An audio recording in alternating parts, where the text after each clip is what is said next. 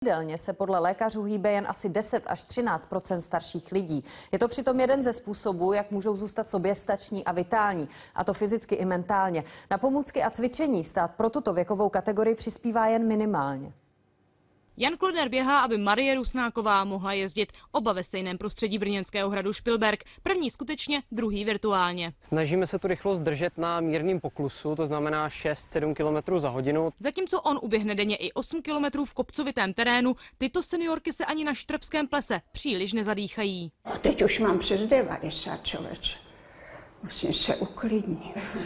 Takovéto rotopery jsou už v 60 domovů pro seniory po celé republice. O český projekt teď mají zájem i v Dánsku, Německu a třeba v Rakousku. Seniori si tak můžou prohlédnout park v Lednici, ale taky moře v Itálii, nebo se můžou virtuálně projet kolem opery v Sydney. Předtím jsme měli, Paříž jsme měli, fešák, to by bylo něco k nám. Na fyzickou zdatnost seniorů má vliv kromě genetiky, zdravotního stavu a životního stylu právě pohyb. Podle lékařů se přitom hýbe jen každý 10. člověk starší 60 let.